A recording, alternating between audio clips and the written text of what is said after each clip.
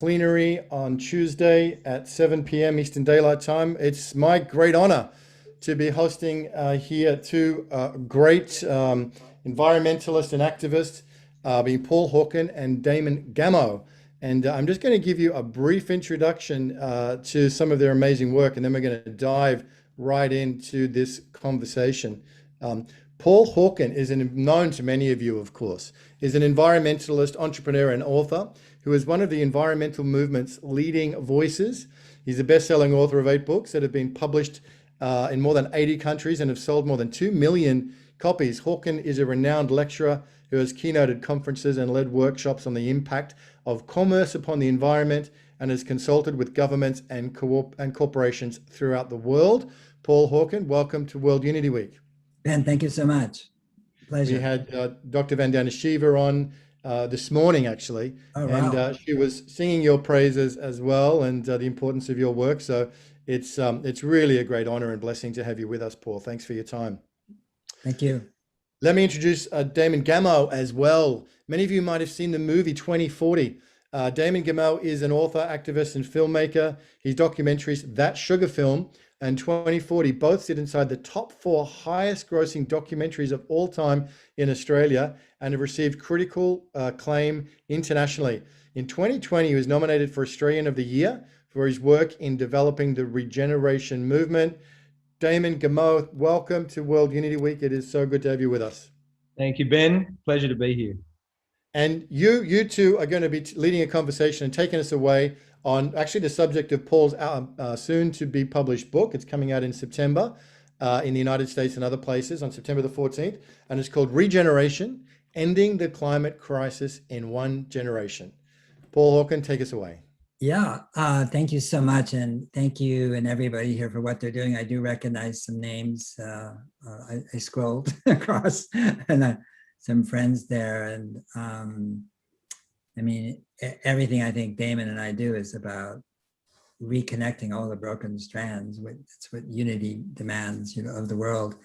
The new book has a foreword by Jane Goodall, introduction by Paul Hawken, and the afterword by Damon Gameau. So we both, I don't know when we met 5-6 years ago, but I mean, we have both looked at the world and looked at the sort of, the world problematique, all the different issues that confront society today with pretty much a very similar, if not exactly the same lens, which is that a lens that really opens up the scope of both the cause of what's going on, but also the cure or the solutions or how to address a world that is degenerating. There's no other word for it, really. I mean, and we've been doing that for quite some time, especially since the Industrial Revolution. And that act of degeneration is simply the act of taking life, whether it's animal, whether it's in soil, whether it's in the oceans, whether it's human life, whether it's cultural life in the case of First Peoples and Indigenous peoples. And what we both agree on is that you can kind of see the end of that road. That road doesn't go much further. And it certainly brought amenities and comfort and many good things, that is the extractive economy, but that extractive economy can no longer endure or persist. And so regeneration for both of us is really a very encompassing and embracing sensibility about the world. And it's not just about soil or grasslands. It's not just about nature itself. It's about all of us. We're radically connected. There's no difference between a human being and nature.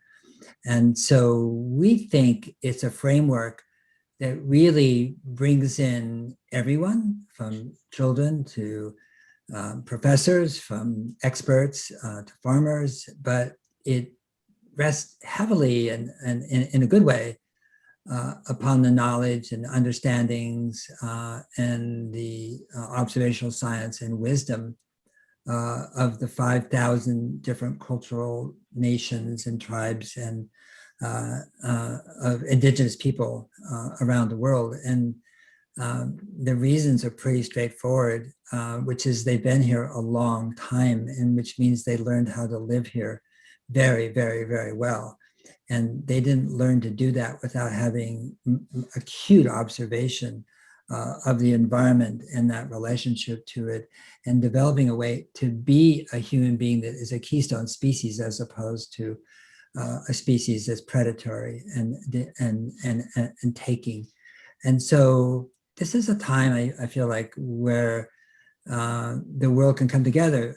Those who really care deeply about climate change and are doing everything they can about it, my hat's off to them. I guess I'm one of those, but I do feel that we need a much bigger, as I said, framework to get everybody involved with not only the climate, but everything that causes climate change. And that is basically the degeneration of our natural living systems.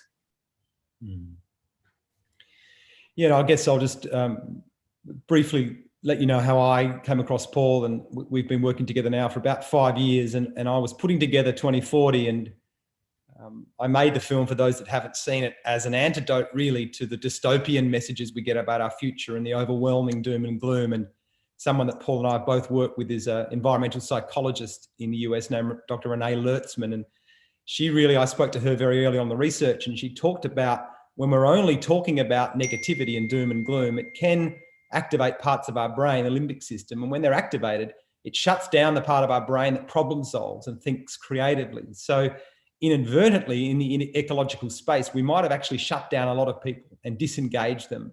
And even the language we use, words like anthropogenic and net zero emissions, they're very amorphous terms. We don't really know what to do with those words. So I first heard Paul talk at a film festival and mountain film festival in Telluride, and couldn't believe how articulate this man was and how aligned he was with talking about solutions. And I just felt instantly inspired and more hopeful for my daughter's future.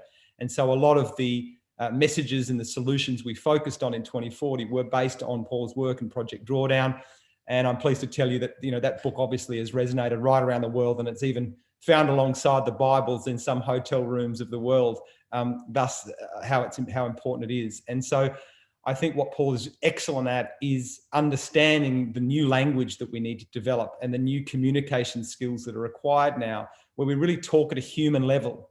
I think sometimes we get stuck in the science and we get stuck in the academic nature of this topic, and we really need to bring it right down and humanize everything that we talk about here. And so I guess, Paul, what I'd love to start talking with you about is this concept of regeneration. We're hearing the term a lot now. We know it applies to regenerative agriculture. We see organizations and other policymakers are starting to use the term.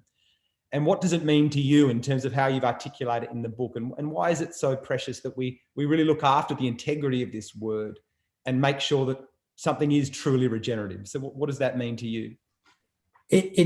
What it means to me is, it goes back to my childhood, actually. It goes back to my very early days, and I noticed something then, which is, I'm not trying to boo-hoo, have anybody feel sorry for me, but it was very, very unsafe in my house. And I spent every minute I could outside. I was outside. I wanted to be outside because it was safe there. I always felt safe in nature. And but being outside is you're being schooled.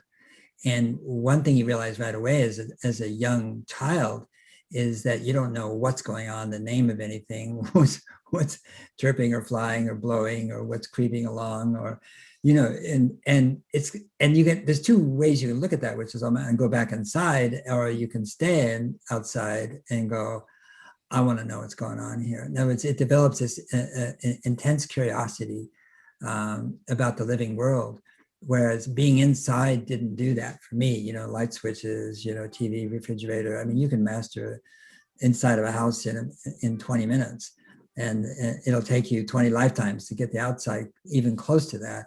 And so I think for me, growing up in California and seeing its devolution, that is to say, its extraordinary development and paving over and shopping malls and strip centers and freeways. And I watched California, as my friend Alf Heller said, going, going, gone. In other words, it was just an amazing, amazing piece of geography. It still is, of course, but, and just seeing it being ruined by economic development. And so I think that started very early in that sense. But today, the word is being used everywhere. You see it, regenerative this, regeneration that, and so forth. And there's two ways to look at that. One is that, you know, it's become a weasel word. It means anything that somebody thinks it means. But I think it's kind of cool that everybody's using it. I feel like it's emblematic, I think, of a shift in framework. You know, sustainability was not a great word, in my opinion, as an English major. We kind of knew what it stood for and all that sort of stuff, but it's kind of like Zeno's paradox, which is, well, when does the arrow hit the target? When do you have sustainability? Is there a point? And, you know, it was so narrow in that sense, whereas regeneration goes for eons. In other words, it is the natural, it's what nature does all the time. I mean, nobody here would be watching us or listening to us if the 30 trillion cells in their body weren't regenerating every nanosecond. So it is, like I said, not only innate to us, it's innate to everything we see and in the living world, everything we taste, everything we touch, everything that produces water and food and light. And it's just, not light the sun, but I mean, in terms of lighting up our lives, you know, in terms of botany, in terms of diversity, in terms of beauty, in terms of art. And all of this comes from regeneration. And regeneration is, as I said, innate to every species and everything we see in life, and it's not innate to us now. In other words, we've been sort of paved over ourselves by Western science and by our culture and by economic systems and by what we're taught and so forth. And I feel like what's happening is that there's a great unpacking, a great unlearning, a great opening that's occurring, you know, and the COVID-19 pandemic and then what happened in the United States with Black Lives Matter, it has been really interesting in the sense that a lot of people, I don't know what it's like in all countries, but a lot of people in North America, certainly in other areas, are becoming aware that we've gone through like a couple thousand years of some pretty horrific activity by human beings to other human beings. I mean, it's like, oh my gosh. And we've sort of glorified it and, you know, made movies of it and made heroes out of basically, you know, pathological men. You know, Alexander the Great, he wasn't great at all. You know, I mean, and so in that opening, I feel like we're turning to what we can only turn to, which is nature, which is life itself, which is the earth. And so regeneration to me means putting life at the center of every act and decision. That's how I define it. And everybody has their own definition, which I also appreciate. But putting life at the center of every act and decision is very, very different than putting myself at the center of every decision, or putting money at the center of every decision, or growth, or prestige, or likes, you know, or followers, or whatever it is that we do, you know, all that, when it's swept away and we put life at the center, it changes everything. It changes how we see the world. It changes how we see ourselves. It changes what we want to do, who we want to be, who we want to be with, how we want to interact, both as species, both Homo sapiens and all the other 10 million species on Earth. And like I said earlier, I feel like it just opens things up, you know, and in profound gratitude and appreciation for sure, but also in terms of possibility of what we can do and what we can do in our lives, whether we're 10 years old and have a long life, or me, like not going to be here that long, but it doesn't matter. What we can do in that precious life that we have, and that's what's being opened up right now by the crises we face, not just the climate crisis, but all the other crises. Somebody used the word polycrisis. It's really a polycrisis we're in right now. It's not a single crisis. And the word or the concept that holds it all is regeneration. Mhm. And Yeah, what I love about that, Paul, is that what you've done is just you've created a much broader umbrella for people to get involved with. And I guess what I hear you're saying is that one of those crises is probably a meaning crisis in a lot of ways, in the sense that people are looking for something tangible that can give them purpose and drive. And what better than regenerating our social systems and our ecosystems in this moment? We have this extraordinary opportunity. And I think that's what your work done, and that's what I'm trying to do as well, is to reframe some of these crises as this incredible moment in our history where we can actually fundamentally change so many of our systems and our industries. And I think, that those shoots are appearing now, as you know, right around the world, and that we've got a chance at actually moving from an industrial civilization to an ecological civilization in the next sort of 100 years. And that historians will look back at this time in 200 years from now and go, imagine being alive then. What an extraordinary time when this whole human species shifted their energy use towards renewables. We know that's happening. It's going to happen in transport. It's happening in agriculture. It might even happen in resource use. But I think what you're getting at is that we have to also shift our own sense of self and how we belong and regenerate ourselves if we're going to allow all these things to happen. So I guess, can you talk to that about this opportunity that we're presented with right now, and that this can actually create enormous amounts of job creation and purpose and meaning for people? Let me ask you a question, because you're a filmmaker. That means you're a storyteller. And basically, if you look at the stories we've been telling ourselves, they're pretty trashy in a way. I mean, we have narratives, and we learn them when we're young, and we see them everywhere in media and movies and advertising, but most of the storytelling in our culture has been taken over by large monolithic corporations. That's where the stories are coming from. Yeah. And we're probably not even conscious of it, and we think, oh, I can weed it out, but it's being told by Netflix, and it's being told by the studios, it's being told by TV, it's being told by social media, it's being told by, and you're a storyteller, and I would love to know, as a filmmaker, how you work. Like in this case, you're talking about Australia, about regenerating Australia with your new work is coming out. And what do you look for? What are you seeing in Australia that lights you up as a storyteller and a filmmaker? Yeah, I'm incredibly biased, but I think storytellers are the only way we're going to get through this. I think that and we're all storytellers, even the conversations we have, the musicians, the artists, the poets. What we do is shape culture, and then culture decides what thrives or dies or survives. And previous cultures have always had very strong metaphors for how they interact and behave, and especially my own country, our Indigenous Australians, their metaphor was custodianship of the land. Even if you go back to ancient Chinese cultures, their custodianship, their reference was reverent guests of the land. Like, these were the metaphors that underpinned how people behaved. And as we know from the scientific revolution and even Christianity, that sort of some of those animist beliefs, but they got severed. And we had a new story of nature that appeared that saw us as separate to the living world. And I think capitalism emerged at that time, the late 1400s as well, which really suited capitalists, because if you commodify nature, it's easier to, if it's got no value or meaning, then it's very easy to turn a tree into a house or a chair that you can sell. So I think at the deepest truth, we have to acknowledge that we've got to shift those metaphors. And this is where our children are just so important, in the stories that we get to our children, because they have already an innate sense of the natural world and a connection to it. And then the system we've created has severed that. So I feel teachers, even parents, have such a responsibility now to teach their children the magic of nature.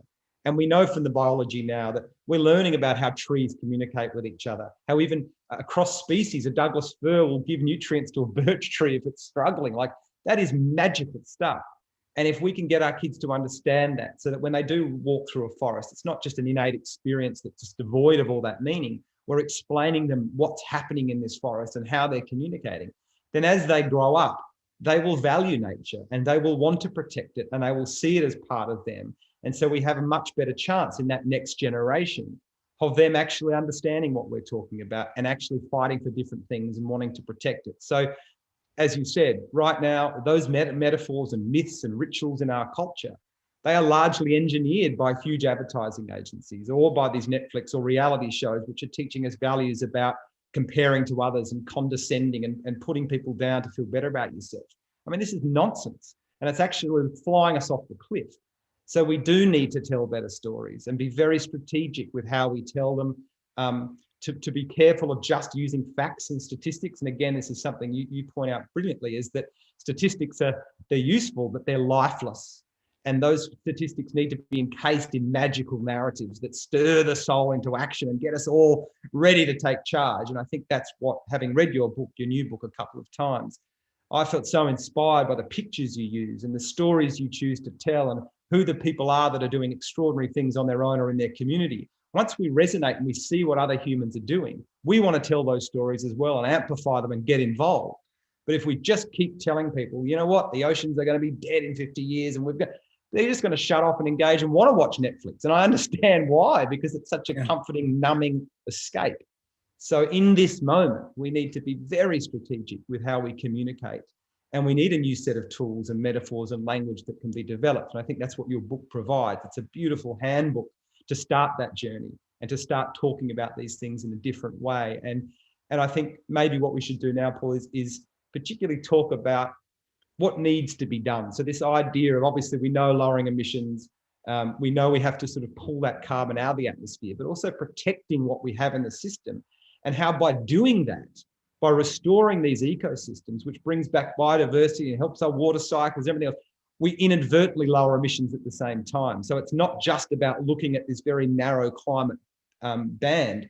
It's actually looking at regeneration in general, and that will take care of so many of our ecological problems. So can you talk to that more, some of the specifics there? Yeah, I think one of the things, and you noted it, and it's, I think it's noticeable to everybody here today, is that the climate movement, and there is a climate movement, and wonderful people working there, very, very assiduously at, lowering emissions and changing policy and influencing, demonstrating, whatever, all these different things. Okay, but the language of the movement itself has been very much about jargon and data and numbers, and so forth. And numbers and data and jargon don't change behavior. And one of the things that struck me, and the reason I wanted to write Regeneration, there's many reasons, but one of them was that the 98% of the world, of the people in the world, are disengaged from climate. They're not doing anything at all. They may understand it, they may be sympathetic, they may be very empathetic, but they think watching a documentary on Netflix by David Attenborough is doing something for climate. I mean, that's how the brain works. You're like, I get it, I feel it, I'm there with you, and then they go and lead their life and don't actually look at the impact they're having. At the same time, there is this, I think what the climate movement has done is that this is what you can do. You like me, who me? Yes, you. Okay, and then pointing to like the conference of the parties, the government, or the premiers or presidents, or governments can do, and so forth. And I think what the individual feels then is like, well, okay, I will eat less meat, I'll try not to waste my food, and I'll walk when I can and take public transportation, use cold water in my washing machine. But I think everybody knows that is nice, but and more than nice, it's conscientious, but it's inadequate to the task at hand. And then you look to the government. And one of the things I'm trying to make clear, several things. One is there's no such thing as an individual. That's a delusion. And each of us is part of a family structure that goes back, by the way, for many, many, many generations, but a living family structure. We're part of a neighborhood, we're part of a community, we're part of cities, we're part of a church, a synagogue, a temple, we're part of schools, we're part of so many different systems. And if you start to look at all the people and the things you're active in or part of, you realize that you have agency. And here is where you can make a difference. And the difference is in really engaging and those who respect you, and for those who you respect as well, and so forth, that you're involved with and connected to. And so regeneration isn't the rhetoric of climate change, where climate change was, stopping it, fighting it, mitigating it, battling it. I see these words every day, battling climate change, and so forth. Such an interesting language to be used about something that actually is unbattleable, unfightable. You can't do it. It doesn't work. You can't even find climate. You can't hold it. Where are you going to fight it? I mean, and really it shows you that we're in war with ourselves. That language, we're at war with ourselves and who we are. And nature never makes a mistake, ever, we do. And so what's happening is that we're kind of being homeschooled by our home, the earth. And, and it's actually gentle in a way. You can say, well, a cyclone's not gentle, hurricane's not gentle. No, but they've been around forever. The point being is that there's been a slow drip over 40, 50, 60 years saying, I think you ought to pay attention to what you're putting up in the sky, because it just makes the earth warmer. And there's nothing wrong with that. But if we want to live in a way that has some, semblance of stability and so forth, there is something we should pay attention to there and so forth. And so your point about protection is really important. And I think one of the things we need to do, you do it so well, is create frameworks for people to see possibility, as opposed to, oh, shoot, we're screwed, or there goes the barrier reef, or, whatever. I mean, and we are inundated. I know in your work and my work, I get, 30, 40, 50 RSS feeds every morning. And I'll tell you, I would not want to read them after 8 o'clock at night. I mean, they're tough to read. It's like a lot's going on. It's good science. But I'm also working with other scientists in the University of California at Irvine to try to create a culture of optimism, because a culture of pessimism, a culture of doom is not going to work. It's not going to, it just doesn't work. But there's real reasons to be optimistic. And you pointed to it, which is the terrestrial ecosystems. Let's just put that aside from oceans right now. Let's look at terrestrial ecosystems. They hold 3,300 billion tons of carbon, C, not CO2, carbon, okay? And the atmosphere, it's 4 times as much as in the atmosphere, okay? You say, well, so what? Okay, there's a big so what there, which is that if we increase the carbon in terrestrial ecosystems, or forests, or wetlands, or mangroves, or grasslands, or farms, et cetera, by 9%, in 30 years, we will have basically offset all the carbon that's been emitted since the industrial age, okay? Just 9%. You go outside now, look, could I plant another tree? Could I do this? Could I change my farming practices? Could we, stop overgrazing the sheep on that land? Could we do, wetlands, you just go on and on and on, His answer is, well, hell yeah, And you say, well, yeah, but we're still emitting until 2015. You say, okay, so the emissions then would, that we are sort of locked in before we can go to, say, net zero, that's another 3%. So let's increase it 12%. Yeah. And now you have a framework of possibility. So the question is, okay, well, how do we do that? Or what can we do? Or what can I do? Or how can I support it? Or is it just simply buying things that are regeneratively produced, organically produced, or is it this, is that? So you ask your questions about what is it you could do, or your company, or your city, or your community, or your family, or all the different ways in which you have agency, your church, your synagogue. Can we talk about this? Could we meet? These are things that we can do that have an impact. And it really goes back to what's happening right now in this Zoom call, which is it's small groups that are going to make the difference. I'm sorry. Big groups get politicized and get confused and get mediaized and socialized and all sorts of stuff. It's our families and our extended families in our communities and our neighbors, and that's going to make the difference. So yes, individuals can make a difference and should, and yes, governments can and should. They're slowest, they're the last to do it.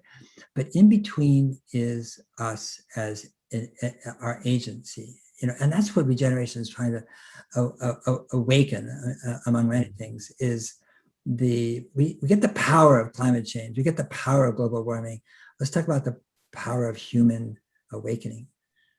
Yeah, I love I think you touch on, you've got a section in your book about the power of localism, and that we have this huge system now with so much inertia, and it's largely very inflexible. But where we do have flexibility is in our local communities, in our local regions. So the more we can take action there, like a cell in a big, larger organism, if we get those individual cells healthier, they then combine to form a larger, healthier whole. And so that's something that people could do right now at their workplace or at their school, as you said, or even writing together to their MP.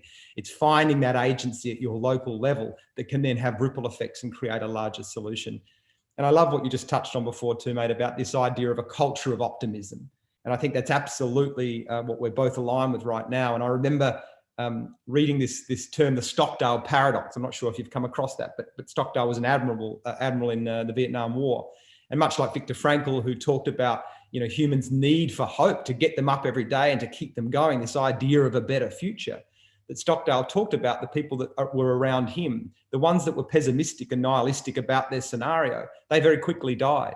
Even the ones that were optimistic about their scenario and believed they might get out in Christmas, but when Christmas came and went, they didn't get out, they quickly disintegrated and passed away quickly.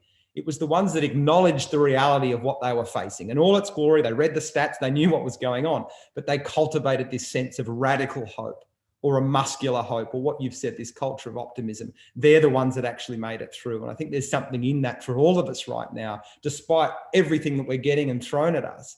We do have to cultivate this innate belief that we can get through this. And there is so much going on around the world that we're not hearing about in our mainstream media. We're not telling those stories.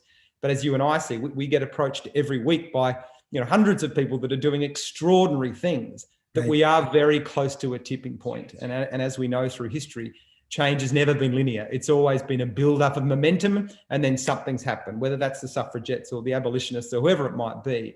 And then I would argue we're very close to some kind of tipping point globally right now. And I just want to talk about, again, this idea of the individual. And I think what we also need to understand is that there are billions of us, I would say 90+% of us, that are deeply caring, value nature, respect each other, but we are encased in a system that is very deleterious and destructive in its nature. Not only that, but it rewards people that have more sociopathic, less altruistic tendencies. In fact, we give them the presidency, we give them the CEO position. We are rewarding that type of behavior. So I know you touch on this in the new book. Some of these destructive industries, whether it's the fashion and footwear industry, which we know is huge damage to the planet, the plastics industry, all the obvious ones.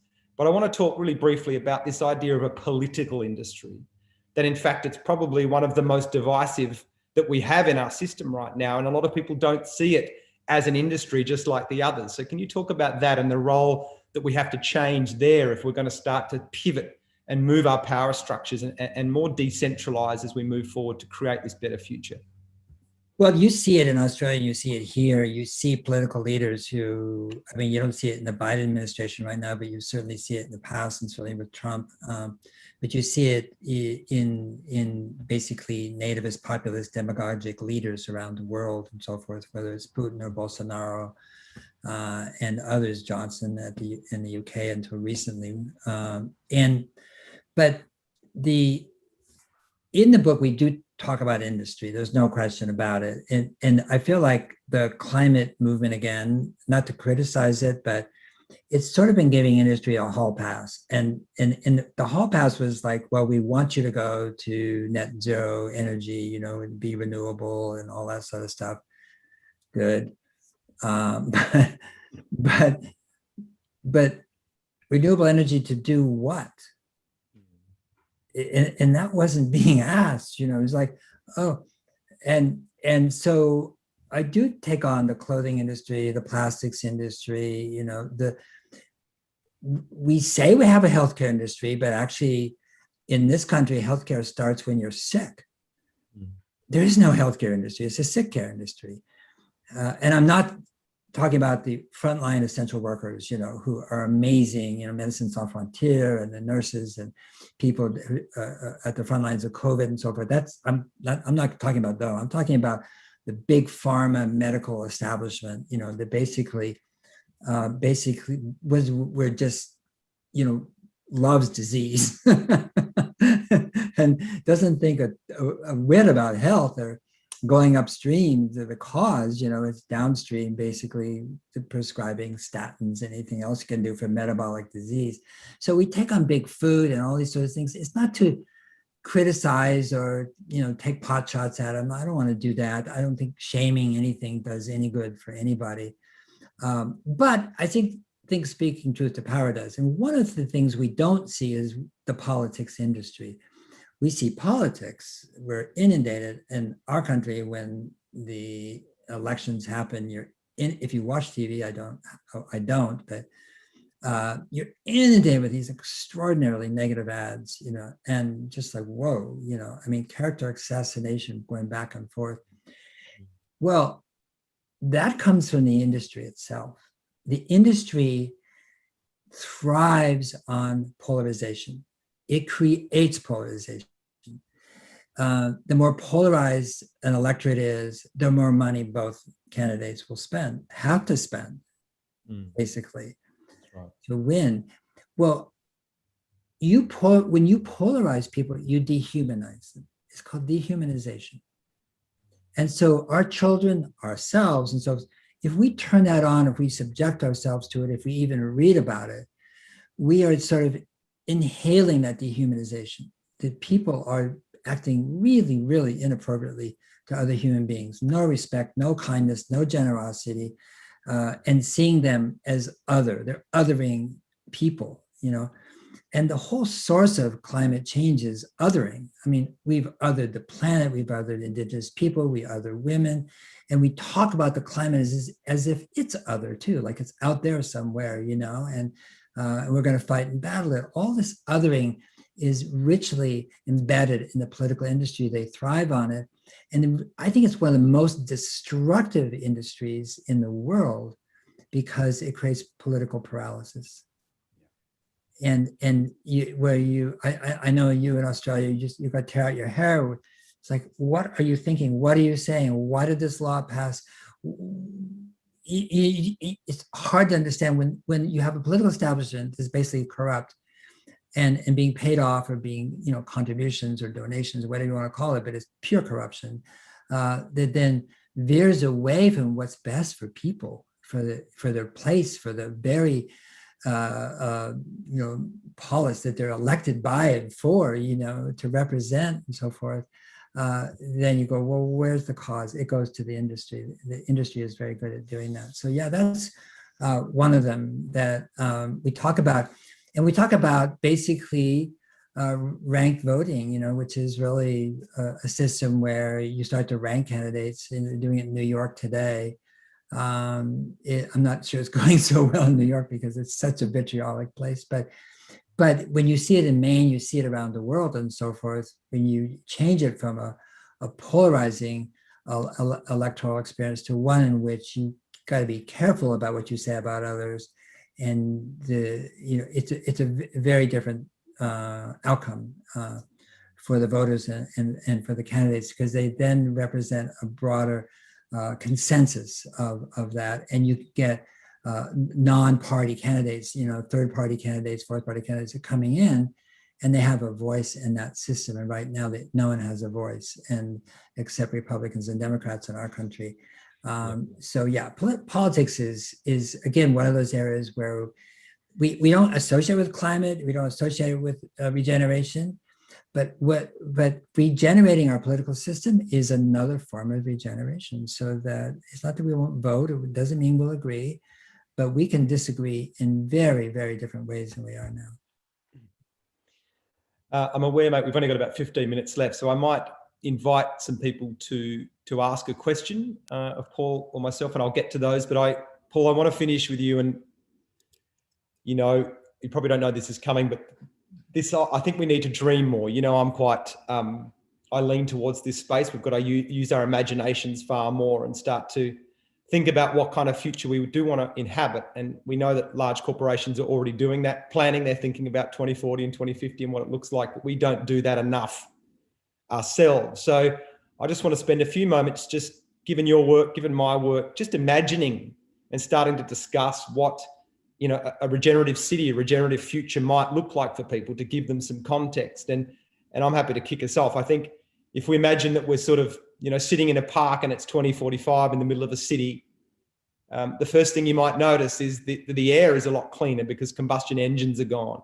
So the breath you take in is going to be very different. Even the sounds, because that combustion engine is gone, that's fundamentally different. And the smells and the scents are different because we've now put rooftop gardens on many of our cities. And this is happening. We know now in France and New York, it's mandatory to have a rooftop garden or solar panels on any new building that's built. So because we've got those rooftop gardens, the pollinators come back. And because the pollinators come back, we get more birds and wildlife. And we've planted more trees throughout our cities, so there's more wildlife throughout the city. And you might even sit in that park and pick a mandarin or an orange that you've just taken from the public park, because picking policies are now a thing throughout most of our cities. And in fact, Adelaide in Australia here, we're just rolling out fruit trees right throughout the city, mainly to feed the homeless people. So already there's a different sense of nature being more embedded through the city. Our buildings are covered in solar glass and they're generating more electricity than they're using. They're very green. They've got cascading green coming down from them. And on them, instead of advertising billboards, we're largely seeing big eco dashboards that are outlining the city's resource uses. So we know how much waste is going to landfill. We know how much meat's being consumed, the energy and water use. We've moved away from an individual perspective, and we're now seeing the collective input of our city, which has a huge impact on our behavior change. And again, this is happening. Sao Paulo, a city of 22 million people, have banned advertising and taken away all the advertising and revealed the old facades of the building, and reported a huge increase in well-being to the citizens of that city because that bombardment, that hijacking of their subconscious has been removed. You might get on some kind of driverless shuttle that takes you around the city. You can take a bike or an e-scooter, but there's now driverless pods with cafes and all sorts of things because fewer people are actually owning cars now. It's become too expensive to pay registration and insurance and petrol costs. So people subscribe to transport networks, and you can just jump on a fleet that moves around your city. And you might grab a cafe or coffee and sit on a nice comfortable chair and watch the city going by. And you can see that some of the pavement's been pulled up and the stream has been returned right through your city. And it's now been revegetated, and there's all sorts of bird life in that area. Even a main road that you knew of 10 or 15 years ago has become an eco corridor right through the city, and is a food forest and allows native animals to pass through. It's a very, very different feeling and looking city to what we have now, because there's more abundant nature. And that canopy has dropped the temperature of the city by up to 5 degrees. And it's even reduced the crime and the acts of violence, which again is verifiable through studies in Chicago and Baltimore, that people's crime rate drops and a community's crime rate drops when there is more nature around them, because it's lowering their fight or flight response. Paul, jump in here any minute. I'm waffling here, but yeah, no, you're doing good. I mean, there's interesting that people talk about peak oil. 4 years ago, we hit peak combustion. It's interesting. No one talked about it. Yeah. With coal and internal combustion engines, we hit peak combustion. Yeah. And I mean, everything that's up there in terms of greenhouse gases is either caused by combustion or methane released by trying to get natural gas out of the ground and so forth, which is natural gas itself. And so everything you're talking about is actually happening. This is not like, I have this vision of the future. Well, apparently other people do too, because they're doing it. Yeah. And you have in China, the Sponge City, the Sponge City program, which is like, okay, a lot of water is dropping in the city and it's going elsewhere, and it's just a big concrete block. That doesn't work. And so they're carving up their cities so that all the water stays there. Yeah. Whether it's in cisterns, whether it's in lakes, whether riverine pathways and so forth that goes through the city and so forth, in trees and greenscapes and so forth, And my goodness, when I've never been to those cities, but you see the videos and the movies of those cities, it's like, well, yeah, And then there's, starting in Paris and all over, there's a 15-minute city, which is that basically you can get everything you need within a 15-minute walk or bike ride without having to use a car. Okay, you don't have to have a car, and that is taking off. Yeah. The cities, even with internal combustion engines, are getting quieter, but they're going to get very, very quiet. There is 9 major producers of autonomous vehicles now. It's not Tesla. There's 8 other amazing companies, and we'll see. But it's what happens when it's autonomous is like it's just a thing, but it's not your thing. It's not your identity. It's not what you spend Saturdays waxing.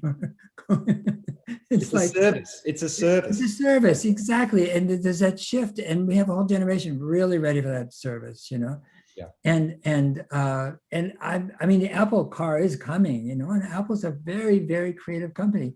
It won't be like a Tesla. It won't be like, the other electric cars that are out there, Volkswagen. I have no idea what it would be like and so forth. But I'm just saying is that the rate of innovation and creativity right now, both on the biological side and on the functional side, is just a blowout right now with batteries.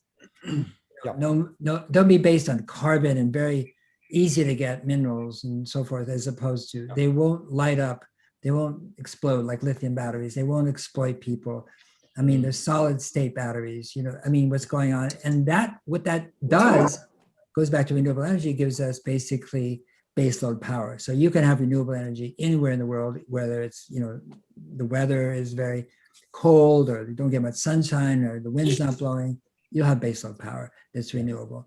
So it is possible to imagine and that's why I say that the subtitle of the book is Ending the Crisis in One Generation. It's not solving all the problems in one generation, not possible. That would be boring. We want to work this whole century in the next one. But solving the crisis. Thanks, I got it. Thanks. Solving the crisis means, hello? Oh, Nancy, I think, just dropped in for a little to say hello for a sec. Oh, she's Nancy, now muted now. Yeah. But solving the crisis means that by 2030, when we're sitting somewhere, we feel like the rate of change and the rate at which change is occurring means we're on our way. And as you said, that's, when you do spend so much time in this space, it is extraordinary the amount of creativity and ingenuity that's now pouring in because the awareness is there. And I have legitimate hope for muscular optimism in this moment. I do think we get there. We're going to have to face some challenges. We know we haven't acted fast enough to deal with some things that are still going to happen. But the amount of momentum is extraordinary right now. And I'd encourage everyone even to have a look. Right now, what's being built is something called in Liuzhou in China, a forest city. And it's for 30,000 residents, and it's 1 million trees and 1 million plants, and it's going to sequester 10,000 tons of carbon every year. And it's people living amongst a forest. All the buildings are covered in greenery and forests, and it's just a vision of what we could do in the next sort of 50 to 60 years with so many of our cities. It's happening in Singapore. And the designer, Stefano Boeri, who's a friend of my wife, I mean, he is now doing the Ring City in Switzerland, where they're connecting all these cities by nature, around Lake Geneva and so forth, 12 different cities and so forth. And this is where urbanization is going, and not going up in concrete, it's going out and laterally, with nature. And it's really amazing. Like I said, historians are going to say, imagine being alive then and witnessing this transition. I might just take some questions quickly, Paul. There's one here from Alicia Brown. Alicia says, Project Drawdown and 2040 talk about the importance of education. Change at a school level is a fantastic opportunity. How can I, as an educator and publisher, get climate change, carbon literacy, regeneration on the education agenda? What conversations do you recommend we have? Well, I think it depends how old the child is. The most important thing when a child is young is to create a sense of wonder and love. In other words, to fall in love with the living world. And I don't know, as I'm not a teacher, but I think teachers would be wiser than I to know at what point do you introduce climate, into the curricula. I mean, it's a really interesting question because, children can take this to heart in a way that's like shocking or motivating? And again, these are not questions I can answer. I do know that my one regret about Drawdown, the book, is girls' education was number 6, and it was coupled with family planning, number 7, and it was like together they're number 1. And anytime I said that in an audience, people cheering and me, yes, girls and women, well, for sure. But in Regeneration, we talk about girls' education. I say that most of those girls we're talking about are in the so-called developing world, and they deserve actually to have a higher carbon footprint. Hello. And that it's really looking at educating girls as a climate solution, to me, is reductionist. And so we don't at all. And where we should look at to girls, educating girls as an enormous resource, an enormous consciousness and awareness that comes into the world and joins a world that's been dominated by one gender for too long, and the results show. So there's every reason to celebrate that, and to but in terms of introducing climate and how to do that, I don't know. We are doing NGSS, curriculum for regeneration, and we're doing it for elementary and junior and high school, and we're developing that. And these questions come up again. When do you introduce? What we feel like what you want to introduce to children is how it works. That plants are carbon eaters, and they combine, carbon and light and make everything we hold valuable, and how it really works, and a way to teach it experientially too, which is what NGSS does. And so that the child, the girl or the boy, understands that they're in a living system, and that it's just extraordinary how it works. And at a very young age, they have this profound appreciation for something that I think most adults don't understand, which is how you mentioned Suzanne Simard's work, how trees communicate, how plants communicate. We know things now that couldn't have been taught to us when we were young, because science was not aware of it. But how it really is a living system, and plants have all 5 senses that we have. We say, well, no, yeah, they do, and they have 15 other senses that we don't have. So what are those senses? And that brings wonder. And if you're like a 3rd grader or 5th grader, you go home to your mom and dad and say, hey, did you know that trees can see? And they say, oh no, honey, they can't see. Yes, they can. They really can. They don't see like we see. And so that's with Alicia, thank you for the question. I feel like, what we want to do is just make them aware that it's just spectacular out there. Yeah, that's a miracle. Right. And yeah, Alicia, I'm not sure where you're based, but if you go to our 2040 website, we have a school, like a resource button there, and we have developed some curriculum materials based on the film, and that's probably been the most extraordinary result of the film, really. We've had millions of kids being taught those materials, and we get sent things, as Paul alluded to. Once you spark their curiosity and you engage that creative part of those kids, it's extraordinary, some of the inventions and the solutions they send to us, because this is their career of the future. They want to know what the jobs of the future are going to be, especially if they're going to help to regenerate so much of the damage we've done. So another question here is just a quick one about hydrogen. I think it's related to Australia. And could we be a leader in hydrogen production? Yes, absolutely. We have so many resources, the solar and wind in Australia in particular. And so there are different types of making hydrogen. You can have a brown hydrogen, you can have a yellow hydrogen, you can have all sorts of different hydrogens, and they're often made with fossil fuels. But what we want to promote is the green hydrogen, and that's made through this electrolysis process by taking the renewable energy and converting it into hydrogen. We could do that on a huge scale in Australia. We know that Japan have already ordered some hydrogen from us, and they want to take it as ammonia. So we're starting to do that here and start exporting it. But we've got 300 million people to the north of us in Indonesia. They're going to want renewable energy as well. So we could really upscale there, and also look at some of our current coal traders like South Korea and Japan, and start to switch and start exporting hydrogen. So I think it is going to be used, especially in terms of large industry and manufacturing. I'm not sure, Paul, what's happening in the US in terms of hydrogen, but I know in Europe and Australia, it's certainly gained a lot of traction lately. Yeah, hydrogen is really being led by the Europeans and by Australia. It's us, actually, it's Australia, Asia. It's that connection, because Australia has the sun.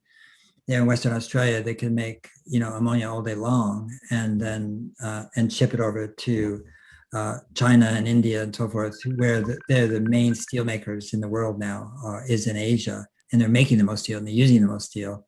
And so green hydrogen can really change the carbon footprint of steel altogether. And so that is happening. The United States, I would say, is still bringing up in the rear on that one. Yep. Yeah. All right, mate. Well, I think we're just about out of time, and I guess just a final thought, Paul. Like, you talk about in your book this idea that regeneration is an invitation to participate and to get involved. And so, what would you encourage people as we leave today? What's the next thing they can do with some of the knowledge and after reading your book? I know we all got to find our own unique point of entry, but as a broader point, what can people take away from today? I think that they can take away is what we know about neuroscience right now, which is our beliefs do not change our actions. So yes, they do. No, they don't. Our actions change our beliefs. It's the opposite of what we think. And the thing to do is go do. Yeah. and one of the things we try to solve is what we call nexuses in the website. There's a wormhole in the back of the book. Damon's there at the wormhole you have to worry about, which is really a wormhole to the website, which is really a complicated thing about all the things that can be done, are doing, what you can do, the really gnarly things like, making toilet paper out of the boreal forest, which is like, how could you do that? And the really wonderful things you can do and so forth. And there's so many resources out there, but just start acting, doing. And that changes how you see and believe, and it changes other people's belief and how they see the world as well. And we forget that how influential action is. And I'll stop there. Yeah. Well, thank you, mate. And thank you for writing yet another spectacular book. And I really encourage everyone in September, when it's released, to get involved, buy a copy for some family members. It's so beautifully done, beautiful pictures, but it's just done in a way that isn't antagonistic. It's not a Bolshevik activist rant. It's very much a humanizing project. And so it's something you can share with children and all fellow family members. So thank you for discussion today, Paul. And thank you, Ben, for having us and letting us share this conversation. And thank you, Damon, for leading. And Ben, thank you for creating the space for this. And thank you, everybody, for staying with us. I wish you're all in a room together, but this is the next best thing. Thank you so much. Amazing, Paul Hawken and Damon Gameau. Thank you so much. That was really rich and extraordinary discussion. It was enjoyed by people far and wide. I love this comment from Louise, who said, "This session has fueled my hope. Yes to positive news channels." And happy to say that one of our supporters of World Unity Week is the Optimist Daily, which has been going out for some time, which is an important one that goes out daily. And Bill McCarthy from Unity Foundation also has a positive news program called Positive Spin. So things are definitely moving in a good direction. Thank you so much, Paul Hawken, for your leadership. And Damon, brother, good luck with the movie coming out in Australia in October, Regenerating Australia, for release in October. And Paul Hawken's new book coming out in the US and other markets on September 14, Regeneration, Ending the Climate Crisis in One Generation. It's been such a joy and a privilege to have you in World Unity Week. Thank you, Paul. Thank you.